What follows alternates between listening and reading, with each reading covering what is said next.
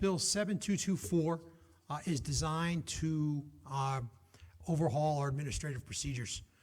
I'll keep it broad now, and if there's specific questions, I can dive into the intricacies. But in essence, what this is intended to do is within the state of Rhode Island, override Chevron deference that the Supreme Court provides to administrative agencies in the way in which they interpret laws that could be seen as not as specific as we'd like them to be. So sometimes we have as we pass a law as a as a legislative body, sometimes the laws are very specific.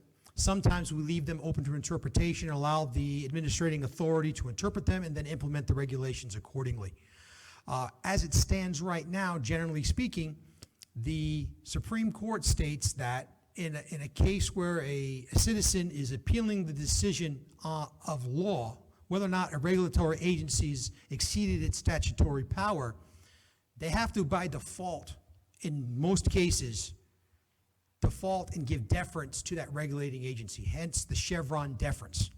The way I like to describe it is if you're in a criminal court, if you're the defense attorney and you object to something that the prosecutor is doing, the judge has to automatically refer to the prosecutor as to whether or not the objection is legitimate or not. And you can see from a defense attorney's perspective how that could put you behind the eight ball when it comes to trying to actually properly, defend the rights of your clients.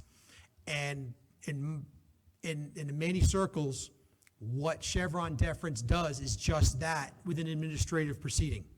It automatically puts the petitioner, the person who's opposing the regulatory interpretation of the law, at a disadvantage because the courts under Chevron deference are almost required to say that the administrative agency is actually interpreting the law properly, regardless of your ability to provide evidence otherwise. I've got another example, specific example. I have a constituents in my district that are having problems with DEM and Department of Health and the manner in which these two departments interpret different statutories, different federal statutes, things like that.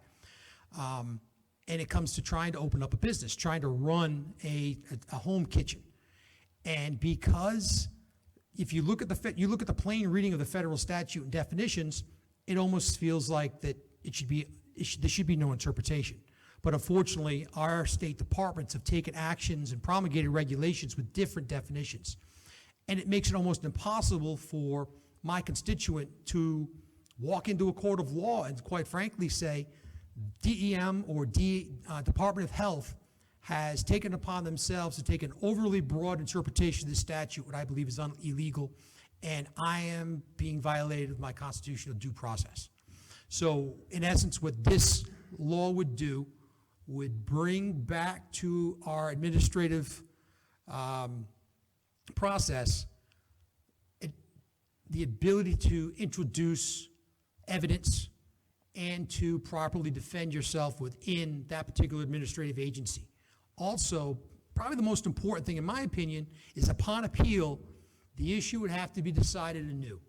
In other words, the judge would not be bound by, on appeal, the judge would not be bound by Chevron deference, but would be allowed to take into account evidence provided by the person appealing the decision of the administrative agency.